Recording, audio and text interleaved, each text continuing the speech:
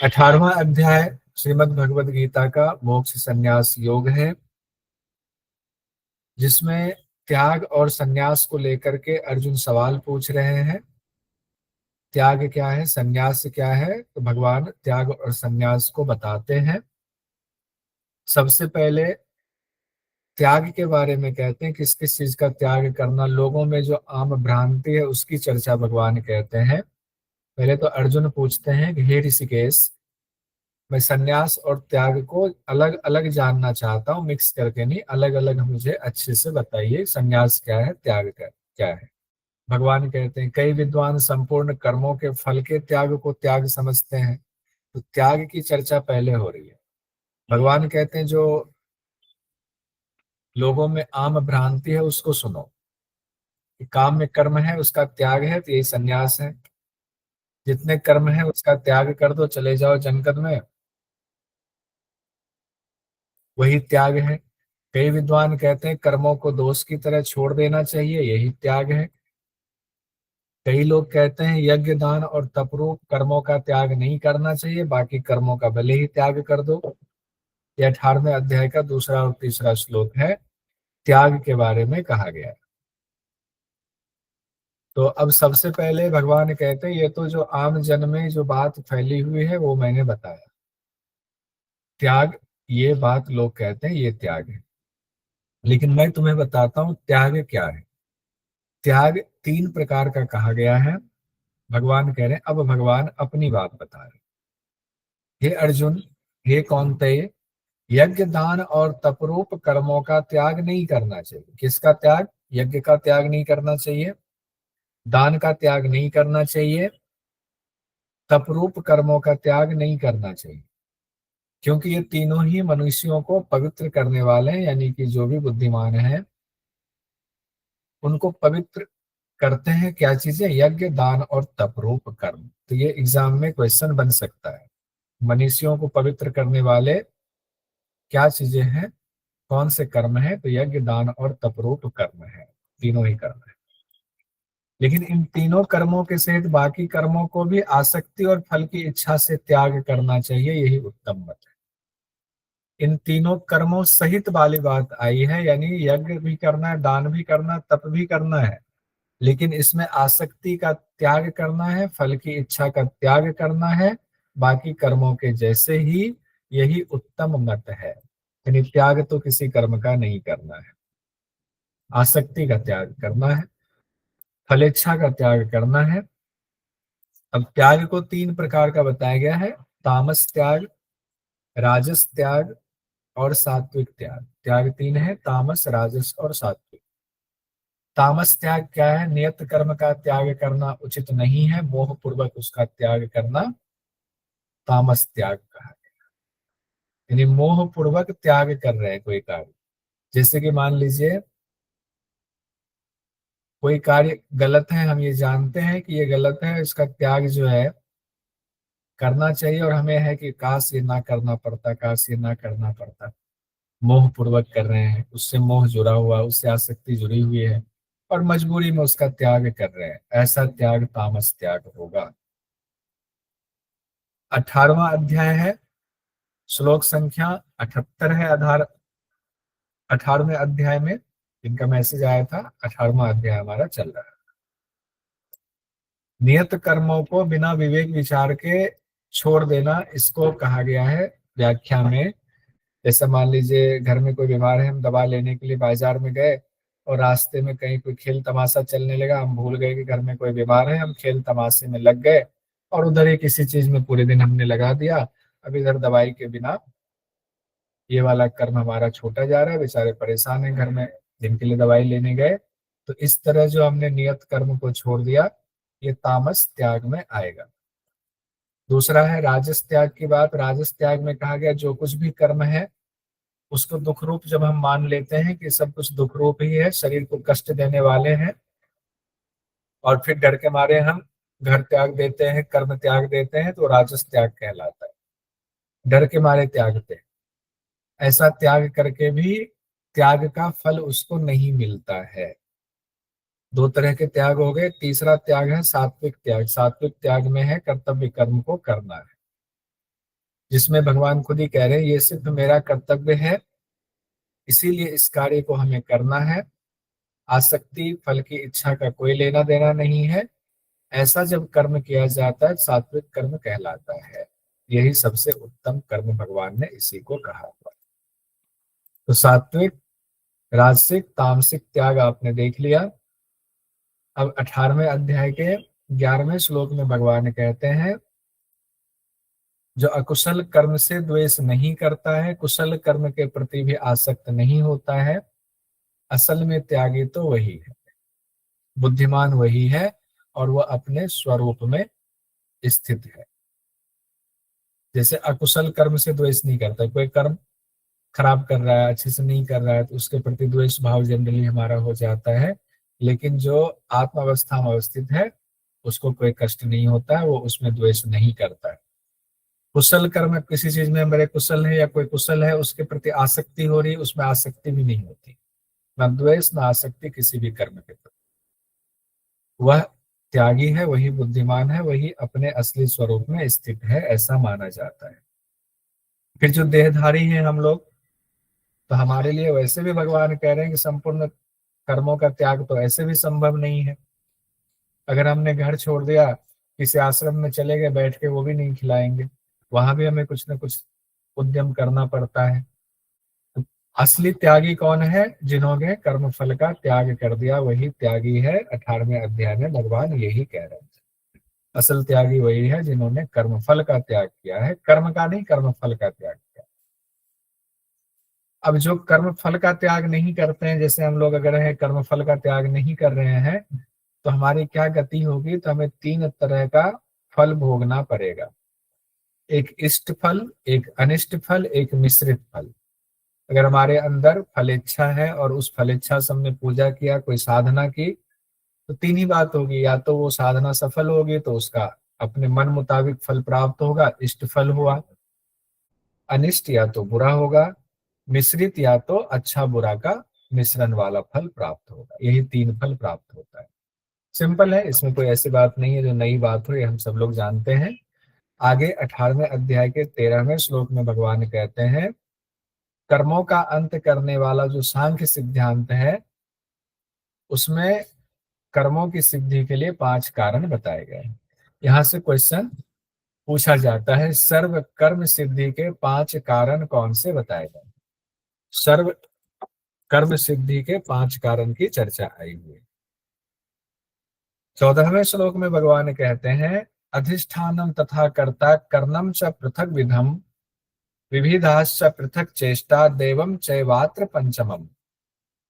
यानी कर्मों की सिद्धि में अधिष्ठान, कर्ता, करण और अनेक प्रकार के करण और विविध प्रकार की अलग चेष्टाएं हैं। वैसे ही 5वां कारण दैव है, देवम चैवात्र पंचमम। तो 5 चीजें कौन सी बताइए? देखिए क्या है। सर्वकर्म सिद्धि के 5 कारण है अधिष्ठान, कर्ता, करण, चेष्टा और देव। यहां से क्वेश्चन पूछे जाते हैं। देव, देव नहीं देव। अधिष्ठान मतलब शरीर और जिस देश में यह स्थित है, दोनों अधिष्ठान है। ये शरीर है और शरीर भारत भूमि पर है, तो दोनों अधिष्ठान हो गए। कर्ता हो गया, अविवेकी पुरुष कर्ता है, जो कि प्रकृति के कार्य को अपना मान लेता है, उसकी क्रियाओं को अपना मान लेता है, यानी कर्ता हो गया जीव, अविवेकी पुरुष। करण में 13 करण कहा गया है, 5 कर्मेंद्रियां, 5 ज्ञानेन्द्रिया और 3 अंतःकरण। इस तरह 13 करण हो गए। ये ध्यान रखिए, करण भी अलग से हो सकता है, पूछते 13 करण कौन से होते हैं? 5 कर्मेंद्रिया, 5 ज्ञानेन्द्रिया, 3 अंतःकरण को 13 करण कहा जाता है, उसी के द्वारा कार्य होता है। चेष्टा भी, चेष्टा के बारे में कहा गया जो 13 करण है ये अपने विषयों में जब जाते हैं उसी को चेष्टा कहा गया। सभी 13 करण अपने विषयों में जाते हैं, वही चेष्टा है। दैव क्या कहा गया? कर्म संस्कार को दैव कहा गया, यानी इस शरीर के द्वारा उससे जो जीवात्मा जुड़ा हुआ है और वो जीवात्मा 13 करण के साथ संबद्ध हो गया हो, वो 13 करण अपने विषयों में जा रहा है, जा रहा है तो कुछ न कुछ कार्य कर रहा है। कार्य करने के बाद जो अच्छा या बुरा फल रूपी संस्कार बनता है वही कर्म संस्कार है, उसी को दैव कहा जाता है। और वो जमा होता जाता है कर्म संस्कार आपके अंतःकरण में। फिर 15वें श्लोक में भगवान कहते हैं, मनुष्य शरीर, वाणी और मन के द्वारा जो भी अच्छा बुरा कर्म प्रारंभ करता है, उसका हेतु ये पांचों ही है।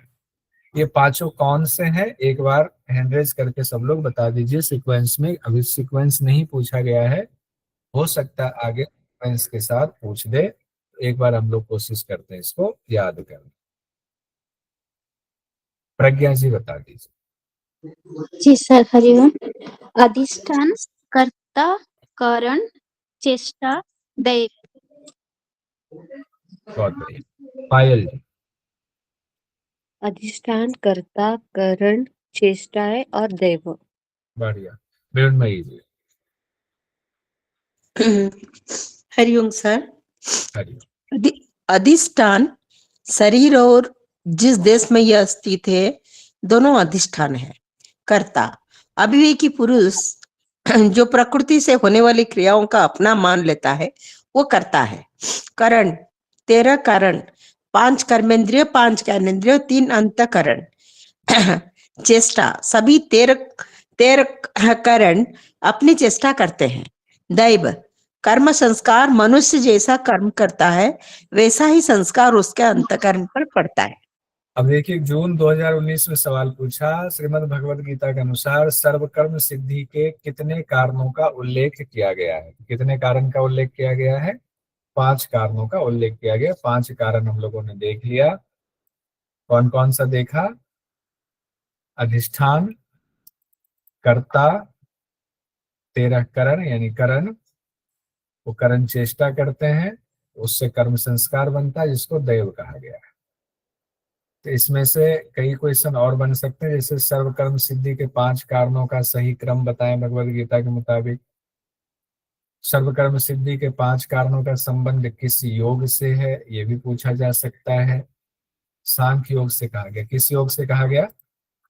ध्यान दीजिए। ये तो ध्यान दिया ही नहीं हम लोगों ने। किस योग से है? सांख्य योग से है। ऊपर भगवान ने बोला हुआ है, इसीलिए ये क्वेश्चन बन सकता है, बाद में पूछा जा सकता है। सांख्य सिद्धांत में ये साफ साफ लिखा हुआ है, सभी कर्मों की सिद्धि के लिए 5 कारण बताए गए हैं। ये हमें ध्यान रखना पड़ेगा। अब आगे हम लोग पढ़ते हैं 15वें श्लोक तक। 18वें अध्याय के हम लोगों ने देख लिया हुआ है। उससे आगे कर्म संग्रह की चर्चा आई हुई है। ज्ञानम ज्ञेयम परिज्ञाता त्रिविधा कर्म चोदना, करणम कर्म करतेति त्रिविधा कर्म संग्रह। ज्ञान, ज्ञेय और परिज्ञाता, इन तीनों से कर्म की प्रेरणा होती है। भगवान कहते हैं किससे? ज्ञान से, ज्ञेय से और परिज्ञाता से। ज्ञान हुआ, जैसे कि मान लीजिए हमें भूख लगा, भूख लगा, ठीक है, इसको ज्ञान कहा गया। ज्ञेय क्या है? भूख लगने पर जिस विषय का ज्ञान होता है वह ज्ञेय है। परिज्ञाता है, प्रेरणा देने वाले को परिज्ञाता कहा गया है। इन 3 चीजों से कर्म प्रेरणा होती है। करण, कर्म और कर्ता, इन तीनों से कर्म संग्रह बनते हैं।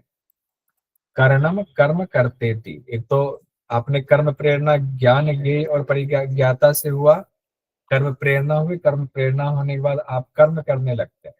कर्म करने में 3 चीजें फिर कही गई है।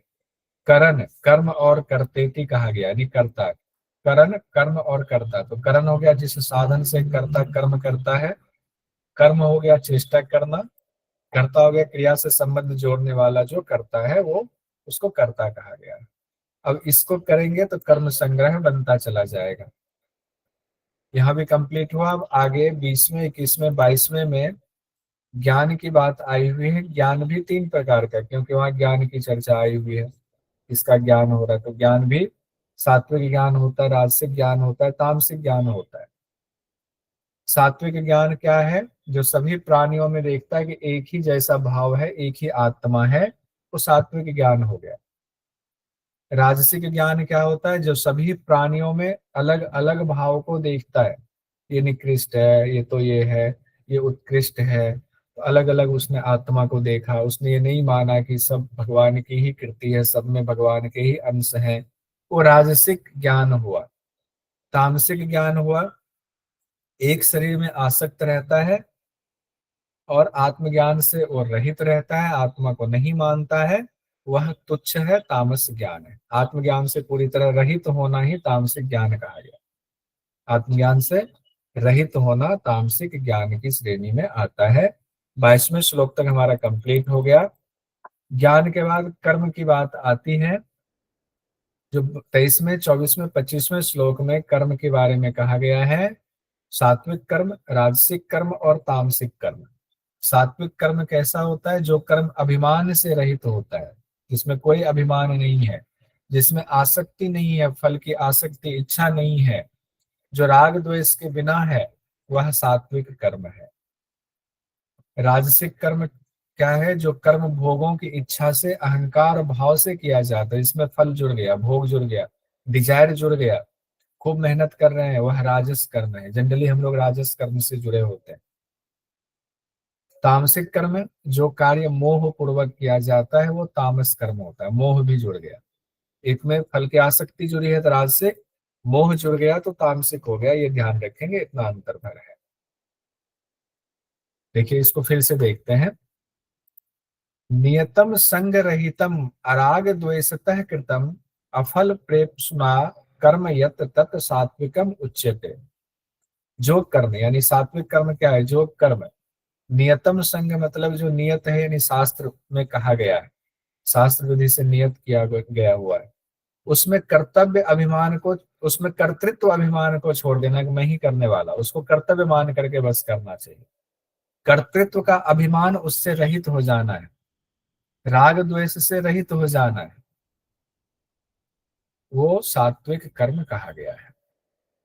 राजसिक में क्या कहा गया है? श्लोक के मुताबिक 24वें श्लोक में, यत तो कामे सुना कर्म स अहंकारेण वा पुनः क्रियते बहुलायासम तत् राजसम उदाहृतम।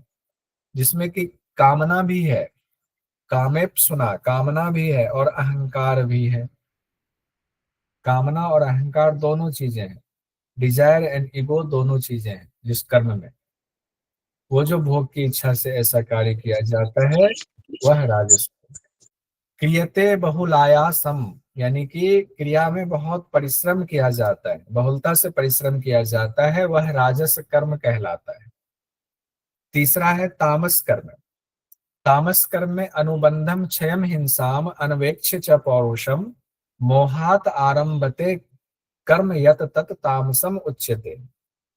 जो कर्म परिणाम, हानि, हिंसा और अपना पौरुष यानी सामर्थ्य को ना देख कर किया जाए, पौरुष यानी सामर्थ्य से बढ़ करके कर रहे हैं, सामर्थ्य का ध्यान नहीं रख रहे हैं, और मोहात आरंभते, मोह पूर्वक शुरू किया जाता है, वो तामस कर्म है। क्या? परिणाम की चिंता नहीं कर रहे, जो होगा सो देखा जाएगा, गलत सही, किसी की हानि हो जाए, हमारा लाभ हो रहा है, किसी का हो जाए हानि तो हो जाए, हिंसा भी उसमें हो जाए तो हो जाए, सामर्थ्य करने की है नहीं है कूद परे करने के लिए, तो ये मोहपूर्वक किया हुआ ये कर्म तामस कर्म की श्रेणी में आता है। उसके बाद त्रिविध कर्ता की बात आई। कर्म भी हमने, ज्ञान भी देख लिया, कर्म भी देख लिया, अब कर्ता पर आते हैं। क्या देखा? ज्ञान देखा, कर्म देखा, कर्ता। कर्ता में भी कहा गया है सात्विक कर्ता, राजसिक कर्ता, तामसिक कर्ता। जो राग रहित हो, कर्ता मतलब वही जो जीवात्मा, जो सब कुछ करने वाला, जिसने संबंध जोड़ लिया हुआ प्रकृति से। 26वें श्लोक में 18वें अध्याय के कहते हैं सात्विक कर्ता के बारे में, जो राग रहित होता है, अभिमान नहीं करता है, उसके अंदर धैर्य शक्ति भी है, लाभ होगा हानि होगा उसमें सम स्थिति में रहता है, उसको लेकर के, लाभ हानि को लेकर के सम रहता है, वह कर्ता सात्विक कर्ता कहलाता है। राजसिक कर्ता कौन होगा? जो राग करता है। इसमें तो राग रहित कहा गया सात्विक में, लेकिन राजसिक में राग सहित है, उसको राग होता है, उसको डिजायर भी है, कर्म फल की इच्छा भी होती है, वो लोभी स्वभाव का भी है, हिंसात्मक स्वभाव वाला भी है, और हर्ष यानी सुख दुख से युक्त है। फल मिलेगा तो सुखी हो जाएगा, नहीं मिलेगा तो दुखी हो जाएगा, वो राजस कर्ता कहलाया हुआ है। हम लोगों से मिलता जुलता ये लगता है। तामसिक कर्ता कौन सा है? ऐंठ वाला, अकड़ वाला, जिद्दी है, किसी ने उपकार किया तो उसके उपकार को भूल जाना, उसका भी अपकार कर देना, आलसी है वो, आलस जैसे आ गया वैसे तामसिक आ गया, विषादी है वो, ऐसा कर्ता तामसिक कर्ता कहलाता है। ऐंठ, अकड़, जिद्दी, उपकारी का भी अपकार करने वाला, किसी ने भला किया उसका भी बुरा करने वाला, आलसी, विषादी, वो तामसिक कर्ता कहलाता है। अल्प बुद्धि यानी अब बुद्धि और धृति के भेद बताए गए, माफी चाहूंगा। बुद्धि, धृति, अभी तक हम लोगों ने देखा क्या, ज्ञान, उसके बाद हमने देखा कर्म, फिर देखा कर्ता। ज्ञान, कर्म और कर्ता देख लिया। अब बुद्धि और धृति के बारे में चर्चा आगे हो रही है। पहले बुद्धि की चर्चा होगी, फिर धृति की चर्चा होगी। यहाँ पर थोड़ा सा बुद्धि के बारे में बात आई हुई है। एक तत्व है बुद्धि और सभी इंद्रियां बुद्धि के अनुसार चलती हैं, रामसुखदास जी ने व्याख्या किया हुआ है। और धृति का मतलब होता है धैर्य, बुद्धि के निश्चय को, विचार को दृढ़ता से ठीक रखने वाली, जो उसमें एक सूक्ष्म चीज होती है, सूक्ष्म भाव होता है, उसी को धृति या धैर्य कहा जाता है।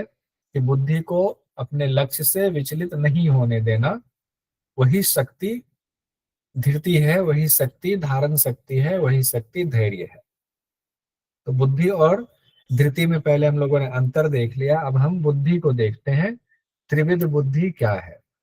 त्रिविध बुद्धि की चर्चा, सात्विक, राजसिक और तामसिक बुद्धि कैसे होती है? जो बुद्धि प्रवृत्ति और निवृत्ति को जानती है, कहाँ कौन सा कार्य करना चाहिए, कहाँ किस कार्य से हमें हटना है। तो प्रवृत्ति निवृत्ति का जब हमारे अंदर बोध होता है तो सात्विक बुद्धि होता है। उसमें कर्तव्य और अकर्तव्य की बात आती है। क्या कर्तव्य है जो करना चाहिए, क्या अकर्तव्य है जो नहीं करना चाहिए, हमारी बुद्धि बताती है। बुद्धि भय और अभय को जानती है, बुद्धि भय और बंधन को जानती, बुद्धि बंधन और मोक्ष में अंतर जानती है। तो यहाँ पर चार चीजें कही गई हैं। एक कहा गया प्रवृत्ति और निवृत्ति में वो अंतर करना जानती है, कर्तव्य अकर्तव्य में अंतर करना जानती है जो बुद्धि भय और अभय को जानती है, जो बुद्धि बंधन और मोक्ष को जानती है।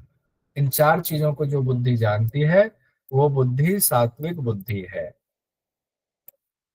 प्रवृत्ति निवृत्ति, कर्तव्य अकर्तव्य, बंधन और मोक्ष, सात्विक बुद्धि। फिर राजसिक बुद्धि, जिसके द्वारा धर्म अधर्म को, कर्तव्य अकर्तव्य को ठीक तरह से नहीं जाना जाता है, वो बुद्धि राजसिक बुद्धि है। कि क्या धार्मिक कार्य है, क्या अधार्मिक कार्य है, उसमें वो भेद नहीं कर पाते हैं बेचारे ऐसे बुद्धि वाले, तो वो राजसिक बुद्धि वाले हो गए। फिर कहेंगे फिर तामसिक वाले क्या होंगे? तामसिक वाले तो अधर्म को ही धर्म मान लेता है। जो अधर्म को ही धर्म मान लेता है और हर चीज को उल्टा ही मान कर चलता है, वो तामसिक बुद्धि वाला कहलाता है।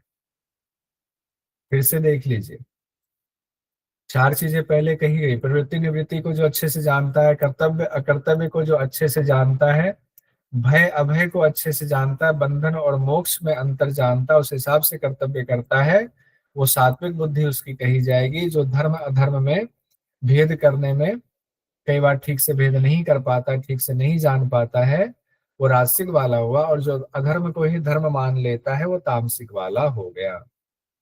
यहाँ पर बुद्धि आ गई। अब धृति की बात आएगी। यहाँ पर अच्छा बुद्धि वाले श्लोक भी है, बुद्धि के श्लोक भी देख लेते हैं।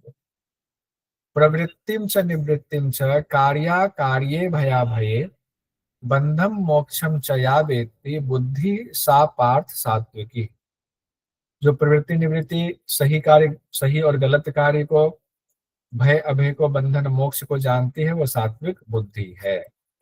दूसरा कहा गया राजसिक का श्लोक है, यया धर्म अधर्मम च कार्यम च अकार्यम एव च अयथावत प्रजानाति बुद्धि सा पार्थ राजसी। हे अर्जुन, जो बुद्धि धर्म अधर्म को, कार्य और अकार्य को ठीक प्रकार से नहीं जानती है, वो राजसिक बुद्धि है। यानी शास्त्रगत बातों को जानने में जहां पर द्वंद्व की स्थिति आ जाती है। फिर आगे कहा गया अधर्मम धर्मम इति या मन्यते तमसा आवृता सर्वाथान विपरीतान सा च बुद्धि सा पार्थ तामसी। हे पार्थ, वो बुद्धि तामसी है जो अधर्म को धर्म मान लेता है, उसके ऊपर तामस का आवृत होता है। तामस बुद्धि छाई होती है, सभी चीजों को सर्वार्थान विपरीतान, सभी चीजों को वो विपरीत मान लेता है। ऐसे व्यक्ति जिनकी बुद्धि है, ऐसी बुद्धि जिस व्यक्ति की है, वो तामसिक बुद्धि ही है। अब बुद्धि के बाद हम लोगों ने देखा था धृति। धृति क्या है? बुद्धि में वो शक्ति है जो उसमें स्थिरता प्रदान करती है, अच्छा या बुरा या राजसिक जो भी हो। अब यहाँ पर 33वें 34वें 35वें श्लोक में भगवान कहते हैं सात्विक, राजसिक और तामसिक धृति के बारे में। सात्विक धृति हुई समता से युक्त होकर के अव्यभिचारिणी धृति द्वारा जब मनुष्य मन, प्राण और इंद्रियों की क्रियाओं को धारण करता है तब वह सात्विक धृति कहलाता है। थोड़ा मिलता जुलता सा है, लेकिन उसमें बने रहना, बने रहने का गुण, उसमें दृढ़ता का गुण जो सात्विक बुद्धि में है वही धृति है। तो धृति में अलग से कहा गया समता से युक्त होकर के, बिल्कुल सम अवस्था में, सुख दुख किसी चीज में नहीं, सम अवस्था में है। अव्यभिचारिणी है, यानी गलत रास्ते पर नहीं जाने देंगे, एकदम स्थिर रहेंगे। मन, प्राण और इंद्रियों के जो भी क्रियाकलाप है उसको धारण किए हुए हैं स्थिरता से, तब वह सात्विक धृति हो गया। अभी इसके श्लोक भी देखेंगे। राजसिक धृति में कहा गया फल की इच्छा रखने वाला मनुष्य जब अपनी धृति से, अपनी धारणा से धर्म, काम और अर्थ को आसक्ति पूर्वक धारण करता है। तीन चीजें आई हुई, धर्म, काम और अर्थ, मोक्ष इसमें नहीं है। इन तीनों को जो डिजायर के साथ, आसक्ति के साथ धारण करता है वह राजसिक धृति है। तामसिक में है जिसमें सीधे दुष्ट बुद्धि वाला शब्द आया हुआ है। तो जब दुष्ट बुद्धि वाला व्यक्ति निद्रा, भय, चिंता, दुख और घमंड को भी नहीं छोड़ पाता है जिस धृति के द्वारा, वह तामसिक धृति है। निद्रा तो सबके पास है, लेकिन निद्रा भी एक लिमिट मात्रा में होनी चाहिए। लेकिन वह निद्रा छोड़ता ही नहीं, निद्रा में ही हुआ है। भय है तो भय से हट ही नहीं रहा है, चिंता तो चिंता से भाग ही नहीं पा रहा है, पड़ा हुआ उसी में, दुख और घमंड में डूबा पड़ा हुआ है, स्थिरता उसी में उसकी बनी हुई है, धृति उसी में बनी हुई है, वह तामसिक धृति होगी। अब इसके एक एक श्लोक के हिसाब से हम लोग देखते हैं। पहले सात्विक धृति का श्लोक देखते हैं। 33वां श्लोक है 18वें अध्याय का। धृत्या यया धार्यते मनः प्राणेन्द्रिये क्रियाः योगेन अव्यभिचारिण्या धृति सा पार्थ सात्विकी। समता से युक्त होकर के अव्यभिचारिणी धृति के द्वारा जब मनुष्य मन, प्राण और इंद्रियों की क्रियाओं को धारण करता है, समता से युक्त होकर के अव्यभिचारिणी धृति के द्वारा मन, प्राण और इंद्रिय, मनः प्राणेन्द्रिय क्रिया, उनकी क्रियाओं को धारण करता है तो सात्विक धृति कहलाया जाएगा। राजसिक धृति में हम लोगों ने देखा था यया तो धर्म काम अर्थान धृत्वा धार्यते अर्जुन प्रसंगेन फलाम आकांक्षी धृति सा पार्थ राजसी। धर्म, काम और अर्थ की बात आई हुई है, फल की इच्छा तो है ही, प्रसंगेन फला आकांक्षी तो है ही, और धर्म, काम और अर्थ इनको आसक्ति पूर्वक धारण किए हुए हैं, इससे निकल नहीं पा रहा है, चक्र में फंस जाता है। धर्म, काम और अर्थ जो है चक्र बन जाता है, उससे निकलेंगे तो मोक्ष मिलेगा, तब वह राजसिक धृति वाला होता है। तामसिक की फिर से हम लोग देखते हैं श्लोक के हिसाब से। 35वां श्लोक है 18वें अध्याय का। यया स्वप्नम भयम शोकम विषादम मदमेव च न विमुंचति दुर्मेधा धृति सा पार्थ तामसी।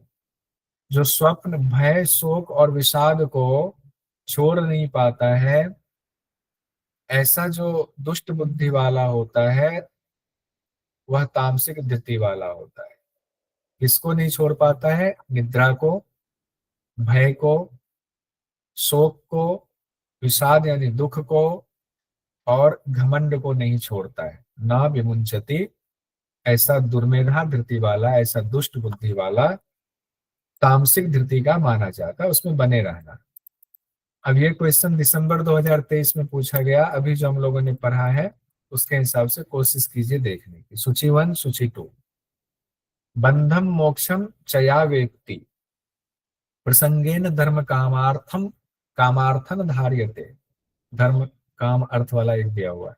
ना विमुचति दुर्मेधा अभ्यासाद्र मते यत्र दुखांत च निगच्छति। अब इसमें से जो जो लगे आसान है उसको पहले सेट कर सकते हैं। प्रसंगेन धर्म काम अर्थ धार्यते, धार्यते वाली धृति का आएगा, कौन सी रासिक धृति। राशिक, तो बी का पहला होगा, बी का पहला एक में ही दिया गया है, यहीं से निकल जा रहा है। ठीक है, लेकिन बाकी तो देखना अभी एग्जाम में, तो ठीक है जो आपको आ रहा। ना विमुचति दुर्मेधा ये किसके लिए कहा गया है, अभी पढ़ा हम लोग धृति। तामसिक, धृति। तामसिक धृति के लिए कहा गया।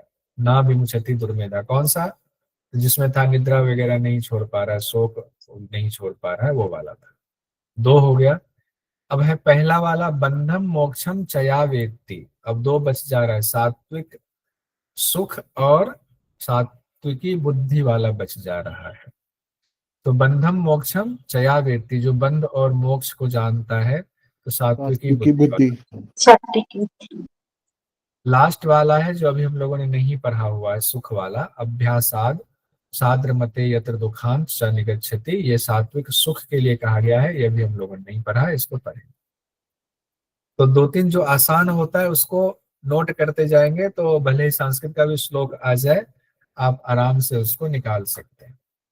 36वें श्लोक में त्रिविध सुख के बारे में आगे बताया, और सुख की बात है यहाँ। पायल जी, सर दुर्मेधा का शब्दार्थ क्या है?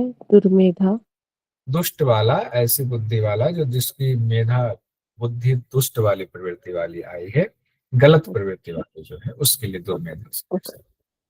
अब आगे जो अभी सुख की बात आई, त्रिविध सुख, अब आगे देखिए 36वें श्लोक में भगवान कहते हैं सुखम तो इदानीम त्रिविधम शृणु में भरत सब, अभ्यासाद्र मते यत्र दुखांतम च निगच्छति।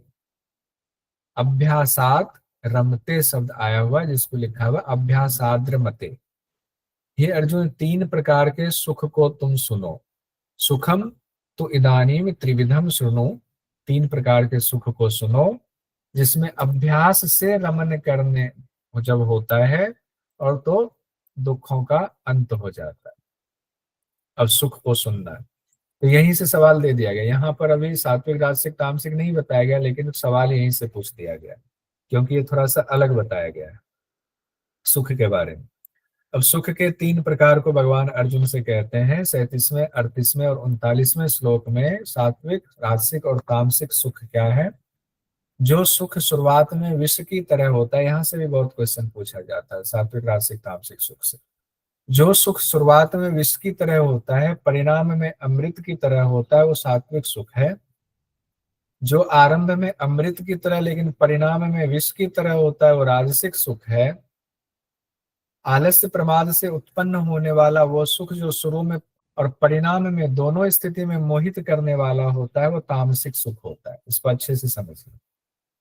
जो सुख शुरुआत में विष की तरह होता है, सुबह सुबह पार्क में गए, घूम करके आए, बाहर जूस वाला बैठा हुआ है, वो नीम का जूस बनाता है, कड़वा जूस बनाता है, आपने मान लिया कि पी लिया वो जूस। तो शुरुआत में पीते समय क्या होता है, विष की तरह लगता है, कैसे पिए।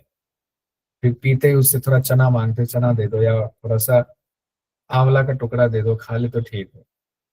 शुरुआत में तो वो जूस विष की तरह होता है, लेकिन परिणाम उसका अमृत की तरह होता है। जैसे करेला है, शुरुआत में लगेगा विष की तरह, परिणाम होगा अमृत की तरह। ये सात्विक सुख है। राजसिक सुख क्या होता है? जो आरंभ में अमृत की तरह लगता है, परिणाम होता है विष वाला। खूब मीठा मिठाई खूब खा रहे हैं, खूब रसगुल्ला, भी दीपावली समय आ रहा है, बतासे क्या बतासे, पतासे क्या क्या होता है, खाएंगे खूब, और पता चला शुगर लेवल बढ़ गया 300। शुरुआत में तो अमृत के समान लगा, परिणाम हुआ विष के समान, ये हो गया राजसिक सुख। बुजुर्ग लोग कहते हैं, हम लोग कहते हैं पापा मत खाओ अभी, आपका शुगर, अरे छोड़ो रहने दो, अब क्या आपने जीवन जी लिया, अब क्या करना है, कोई दिक्कत नहीं, खा लिया। शुगर बढ़ गया तो परेशान हो गए, अब अरे शुगर बढ़ गया, शुगर बढ़ गया, अब उससे भी परेशान विष की तरह होता है। तामसिक सुख आलस्य प्रमाद से उत्पन्न होता है। ऐसा सुख किससे उत्पन्न होता है? आलस्य से और प्रमाद से। और शुरुआत में ही वो मोहित करता है, और परिणाम भी उसका मोहित करने वाला होता है। दोनों चीजें, शुरू में भी वो मोहित करता है और परिणाम भी मोहित करता है, दोनों चीजें मोहित करने वाला है, उसको तामस सुख कहा गया है। किससे उत्पन्न होता है? आलस्य और प्रमाद से तामस सुख उत्पन्न होता है। अब इसको श्लोक के हिसाब से हम लोग देखते हैं। श्लोक के हिसाब से हम लोग देखते हैं, यत तत् अग्रे विषम इव परिणामे अमृतोपमम तत् सुखम सात्विकम प्रोक्तम आत्मबुद्धि प्रसादजम। जो शुरुआत में विष के समान और परिणाम में अमृत के समान होता है, वह सुख परमात्म विषयक बुद्धि की प्रसन्नता से पैदा होने वाला होता है, वो सात्विक सुख कहलाता है। ऐसा साधारण नहीं होता है, परमात्म विषयक बुद्धि की प्रसन्नता से उत्पन्न होता है, सात्विक सुख हो गया। राजसिक सुख में आते हैं, 18वें अध्याय का 38वां श्लोक है, विषय इंद्रिय संयोगात तत् अग्रे अमृतोपमम परिणामे विषम विषम इव ततम सुखम राजसम स्मृतम। जो सुख इंद्रियों और विषयों के संयोग से आरंभ में अमृत की तरह होता है। अमृत की तरह क्यों लगता है? क्योंकि हमारे इंद्रियों के विषयों को विषय है और इंद्रियां उसमें सुख प्रदान कर रही हैं, लगता बड़ा अच्छा है उस समय। लेकिन उसका परिणामे विषम इव ततम, उसका परिणाम विष की तरह होता है।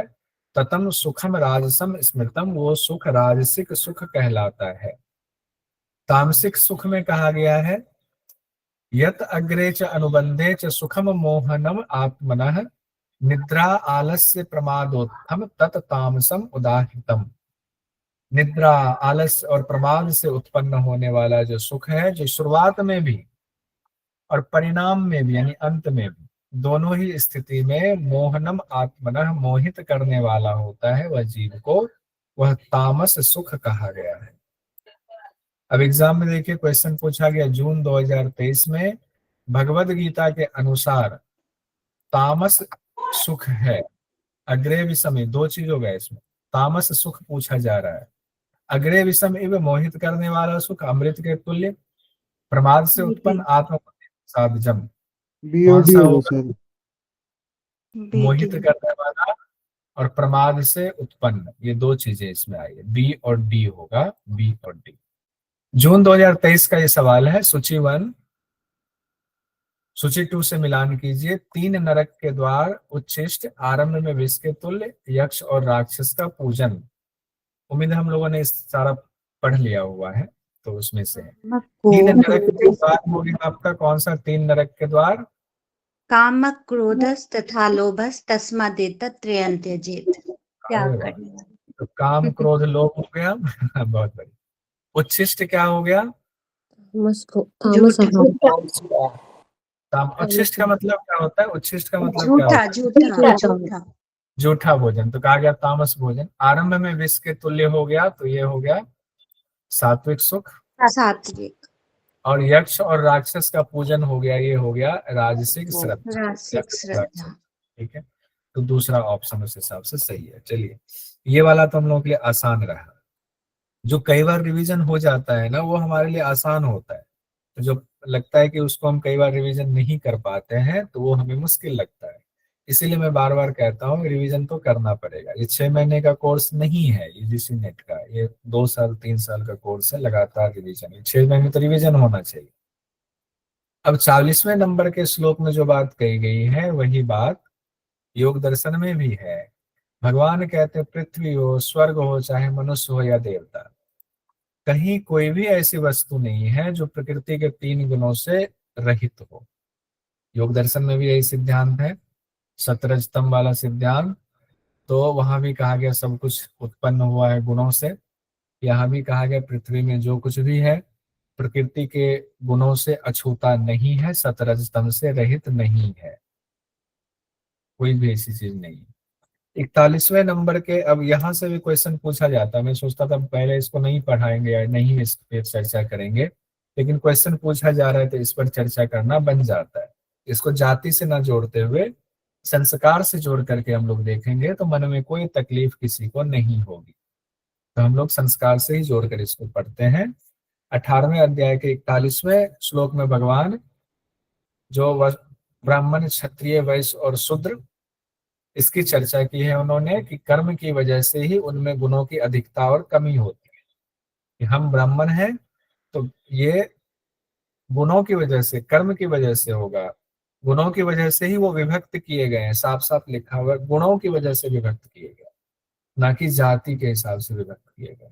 फिर भी हम लड़ते हैं, कहते हैं भगवद गीता को बहुत सारे लोग कहते हैं बेकार है, जला दो इनको, ये वो।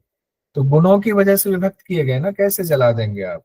मान लीजिए ऑफिस में कोई नौकरी करके आईएएस ऑफिसर बन के हेड बना बैठा है, और किसी ने कम एग्जाम निचले स्तर का दे करके फोर्थ ग्रेड कर्मचारी है, तो दोनों के काम अलग होंगे या नहीं होंगे? होंगे ना। हम सब भी कई जगह पर हमसे जो ऊपर अधिकारी उनको सम्मान देकर उनका कार्य अलग है, हमारा कार्य अलग है, तो करते हैं, तो फिर उसमें दिक्कत नहीं होनी चाहिए। और यहाँ तो साफ कहा गया गुणों की अधिकता की वजह से हो रहा है, गुणों की वजह से विभक्त किए गए हैं, ब्राह्मण, क्षत्रिय, वैश्य और शूद्र। जाति कहा ही नहीं है। और गुण साफ साफ भगवत गीता में लिखा हुआ है, चारों वर्णों के गुण क्या है, कर्मों की चर्चा आई हुई है।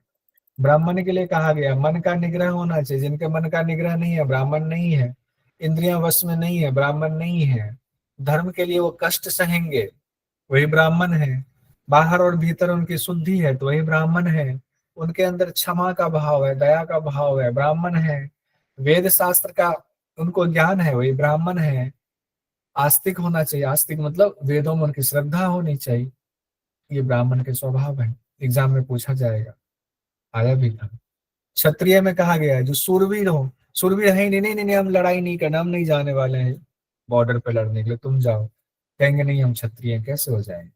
सूरवीर हो, जो तेजस्वी हो, जो धैर्यवान हो, राजकाज में जो दक्ष हो, युद्ध में जो पीठ ना दिखाता हो, सीने पे तीर खाता हो, दान का भाव जिसके अंदर हो, शासन की क्षमता जिसके अंदर हो, वह क्षत्रिय स्वभाव वाला है। वही गुण है, वही कर्तव्य है। वैसे में कहा गया जिसके अंदर क्वालिटी है खेती करने की, गायों की रक्षा करने की, व्यापार करने की, ये वैश्य के स्वाभाविक कर्म कहे गए हैं। शूद्रों में कहा गया है सभी वर्णों की सेवा करना शूद्र का भी स्वाभाविक कर्म है।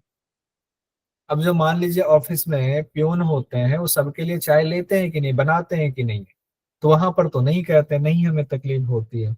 लेकिन चूंकि तकलीफ कब होती है, जब उसको जाति से जोड़ दिया गया, इसीलिए होते, जबकि जाति से इसका संबंध नहीं है। आगे बढ़ते हैं हम लोग। अब ये बहुत कॉमन है, शुरुआत से सब जानते, एग्जाम में आएगा तो हम लोग कर लेंगे, आया भी हुआ था, क्वेश्चन पीवाईक्यू में देखेंगे। 18वें अध्याय के 51वें, 52वें, 53वें श्लोक में ब्रह्म प्राप्ति का पात्र कौन है, इसकी चर्चा आई हुई है।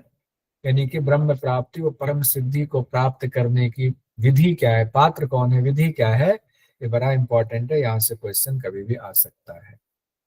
जो सात्विक बुद्धि से युक्त होकर के वैराग्य भाव से एकांत में रहता है, बुद्धि सात्विक है, भाव वैराग्य वाला है और एकांत में रहता है, नियमित भोजन करने वाला है, ना अधिक ना कम, इंद्रियों को वश में करके शब्द आदि विषयों का त्याग करता है, राग द्वेष को छोड़ करके लगातार ध्यान के द्वारा अहंकार, बल, दर्प, काम, क्रोध और परिग्रह से रहित रहता है। परिग्रह से रहित मतलब जमा करने की जो प्रवृत्ति है, अपरिग्रह वाली प्रवृत्ति, ममता से रहित, शांत रहता है, वह ब्रह्म प्राप्ति का पात्र हो जाता है। ब्रह्म प्राप्ति की क्वालिटी बताई गई है यहाँ। सात्विक बुद्धि, वैराग्य भाव, एकांत में रहने वाला, नियमित भोजन करने वाला, इंद्रियों को वश में रखने वाला, विषयों का त्याग करने वाला, इंद्रियों के विषयों का त्याग करने वाला, राग द्वेष से हटा हुआ, ध्यान योग के द्वारा वो करता है, ध्यान योग को प्राप्त करता है वो, अहंकार, बल, दर्प, काम, क्रोध से परे है, जमा करने की किसी संपत्ति को उसकी कोई लालसा नहीं है, उससे रहित है, ममता से रहित है, शांत है, वही ब्रह्म प्राप्ति का पात्र है, बाकी नहीं है। और भगवान कहते हैं ऐसा साधक मुझे तत्वों से जानकर मुझ में ही प्रविष्ट हो जाता है। आगे और इंपॉर्टेंट बात कही गई है 54वें श्लोक में, ब्रह्म भूतः प्रसन्न आत्मा ना सोचती ना कांक्षति, समः सर्वेषु भूतेषु मद भक्ति लभते पराम। इसी से मिलता जुलता आपको नारद भक्ति सूत्र में भी आता है सूत्र। क्या कहा गया यहाँ पर, ब्रह्म भूतः प्रसन्न आत्मा ना सोचती ना कांक्षति, समः सर्वेषु भूतेषु मद भक्ति लभते पराम। यानी ब्रह्म रूप, ब्रह्म भूत है, ब्रह्म रूप बना हुआ प्रसन्न मन वाला वो साधक जो ना तो सोचती ना शोक करता है, विचार ऐसे नहीं, शोक नहीं करता, ना कांक्षती, उनकी कोई अब कामना ही नहीं, कोई इच्छा नहीं है, समः सर्वेषु भूतेषु, सभी भूतों में समभाव वाला होता है। मद भक्ति लभते पराम, वही मेरी भक्ति को प्राप्त होता है, मेरी पराभक्ति को प्राप्त होता है। एक क्वेश्चन यहाँ से आया हुआ है दिसंबर 23 में। भगवद गीता के अनुसार समः सर्वेषु भूतेषु मद भक्ति लभते पराम का सही संदर्भ है 18वें अध्याय का 54वां श्लोक है। समः सर्वेषु भूतेषु मद भक्ति लभते पराम, ये बहुत इंपॉर्टेंट है ये श्लोक। ऐसे भी इंपॉर्टेंट है और एग्जाम में पूछा भी गया। इंपॉर्टेंट है तभी जनरली पूछा जाता है। अगले श्लोक पर हम लोग आते हैं। 59वें श्लोक में श्रीमद् भगवद गीता में भगवान कहते हैं अर्जुन से कि अहंकार का आश्रय लेकर तुम ऐसा मान रहे हो कि युद्ध नहीं करूंगा, क्योंकि मैं तो युद्ध करूंगा तो मेरे हाथों ये मारे जाएंगे, तुम्हारे अपने ही चाचा ताऊ, इतना अहंकार हो गया, तो ये मिथ्या है, तुम्हारा ये निश्चय मिथ्या है। लेकिन तुम युद्ध करने लग जाओगे, अभी मैं ना बोलूं तो भी करने लग जाओ, क्योंकि क्षत्रिय धर्म की वजह से तुम युद्ध करने लग जाओगे। क्यों करने लग जाएंगे? कोई बता सकते हैं क्यों वो क्षत्रिय धर्म की वजह से युद्ध करने लग जाएंगे, जबकि अभी तो गांडीव छोड़ के बैठ गए हैं मोह में? क्यों करने लग जाएंगे? ऐसा क्या होगा करने लग जाएंगे? क्षत्रिय का काम ही है देश शासन करना या युद्ध नहीं करना, उसका वो धर्म ही है। धर्म तो है, लेकिन किसकी वजह से वो धर्म है, मैं वो जानना चाहता हूँ। हम लोगों ने पढ़ा हुआ है ये चीज, बताइए कोई। अधर्म, संस्कार की वजह से जो उसके कर्म बने हैं। धर्म को रक्षा करने के लिए। चंदन जी बोले, चंदन जी क्या कह रहे हैं? जी सर, अभी सामने में भगवान कह रहे हैं कि अभी तुम्हारे सामने में सिर्फ संबंधी लोग हैं, इसलिए तुम कांप उठे हो। अगर कोई दूसरे तुम्हारे सामने में मौजूद होंगे तो तुरंत युद्ध के लिए तुम तैयार हो जाओगे। ये बात नहीं कही, ये कह रहे हैं कि अभी क्षत्रिय धर्म की वजह से अभी तुम थोड़ी देर के लिए मोहित हो रहे, लेकिन क्षत्रिय धर्म की वजह से तुम युद्ध करने लग जाओगे। ऐसा क्या होगा कि थोड़ी देर में उसका फिर प्रवृत्ति चेंज हो जाएगी, युद्ध करने लग जाएगा? प्रकृति की वजह से, राज्य शासन करने के लिए उसके अंदर लोभ आ जाएगा। अगर वो जीत जाएगा तो उसको राजा होने का मौका मिलेगा, देश शासन करने का मौका मिलेगा। इसी का प्रकृति की वजह से ना, रजोगुण की वजह से ये बात हुई ना, ये मैं सुनना चाहता में परिवर्तन होगा हूँ। ये बात है कि अर्जुन क्यों इतनी बातें बताएगी? सत्य रज तम की वजह से, क्योंकि राजसिक प्रवृत्ति है, क्योंकि तुम्हारा क्षत्रिय धर्म में कौन उसको प्रेरित करेगा? प्रकृति के परवश होकर के ये बात कही गई है, पहले हम लोग पढ़ चुके हैं। प्रकृति करवा लेगी। प्रकृति कर, प्रकृति में क्या चीज, प्रकृति क्या है? सतरजतम ही तो प्रकृति है। सतरजतम। और चूंकि ये राजधर्म है, ये राजा का है, तो इनका शुरुआत से ही सूक्ष्म भोजन, स्थूल भोजन, और इसका संस्कार वैसे ही हुआ है राजसिक प्रवृत्ति वाला। अभी तो वही तो हो रहा है। थोड़ी देर में उधर से हंसने लगेगा दुर्योधन, बोलेगा कि अरे तुम डर गए तो छोड़ दो, चले जाओ वापस, मान लो हार अपनी, स्वीकार करो हमारी हार, मत अब जो है हमारे उसमें आना। फिर इनको लगेगा अच्छा ये तो गलत है, हम तो धर्म के लिए युद्ध कर रहे हैं, ये तो गलत के रास्ते पर, हम सही रास्ते पर। लेकिन ये बता कौन रहा है? सतरजतम की वजह से ये होगा। सतरजतम यानी प्रकृति अपने हिसाब से उससे युद्ध करवा देगी, भगवान यही कह रहे हैं। चाहे साथ में कोई भी सामने हो, फर्क नहीं पड़ेगा चंदन जी। थोड़ी देर के लिए मोहित होंगे, लेकिन क्या हम अपने चाचा ताऊ से नहीं लड़ते हैं? लड़ पड़ते हैं। थोड़ी देर के लिए मोहित होते हैं, फिर लड़ पड़ते हैं। हमारी बुद्धि जैसे काम करती है सतरजतम की वजह से, उस हिसाब से हम फैसला लेते हैं। सतरजतम की वजह प्रकृति के अधीन है, इसीलिए भगवान आगे कहते हैं 60वें श्लोक में, तुम मोह के कारण जिस युद्ध को नहीं करना चाहते हो, उसको भी तुम अपनी प्रकृति के परवश होकर करने लग जाओगे। देखिए 60वें श्लोक में ही कहा गया। प्रकृति के परवश मतलब यहाँ प्रकृति से तात्पर्य प्रकृति के 3 गुण से है, सत से, रज से, तम से। ये ध्यान रखिएगा। 61वां श्लोक भगवान कहते हैं, क्योंकि ईश्वर संपूर्ण प्राणियों के हृदय में रहते हैं और अपनी माया से इस शरीर रूपी यंत्र को उस मनुष्य के स्वभाव से, यानी उस मनुष्य के प्रकृति के हिसाब से कर्म में भ्रमण करा देते हैं। हमारे अंदर ही वो परमात्मा रूपी शक्ति है जो हमारे प्रकृति के हिसाब से, हमारे स्वभाव के हिसाब से हमें उस तरफ उन्मुख करा देते हैं। इसीलिए हमारा भोजन सात्विक होना चाहिए, हमारा उठक बैठक सात्विक होना चाहिए।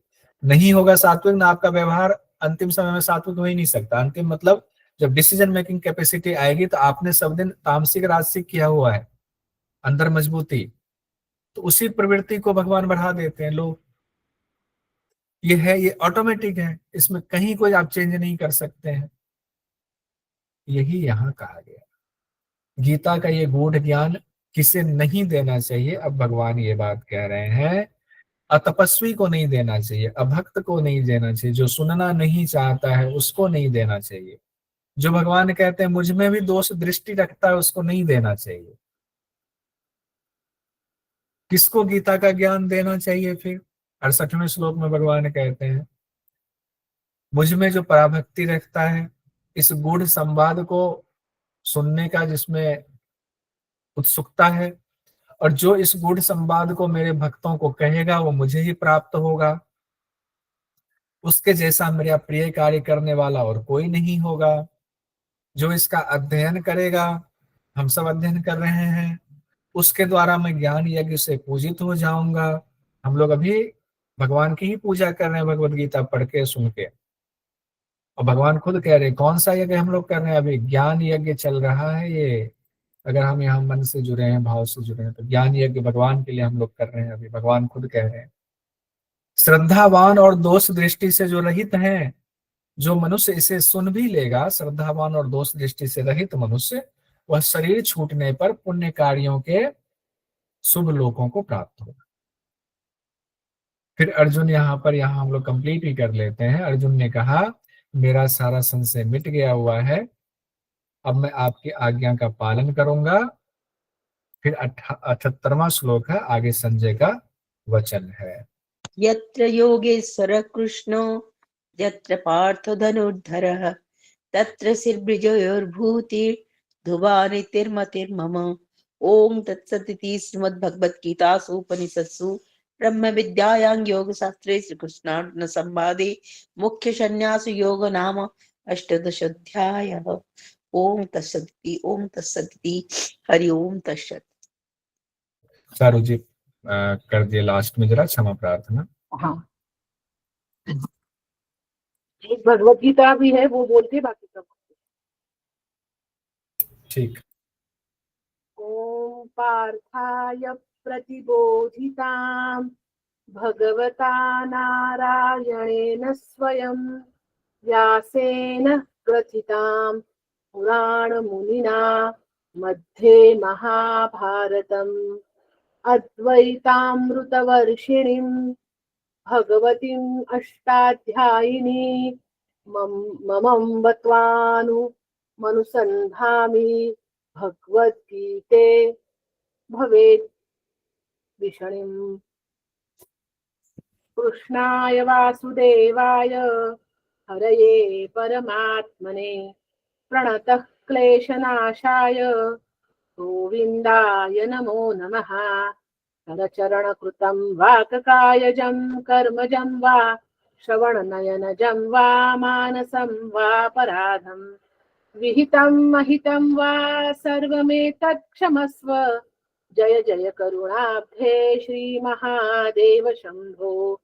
त्वमेव माता च पिता त्वमेव बन्धुश्च सखा त्वमेव विद्या द्रविणं त्वमेव सर्वं मम देव वसुदेवसुतं देवं कंसचाणूरमर्दनं देवकी परमानन्दं कृष्णं वन्दे जगद्गुरुं। हरि ओम।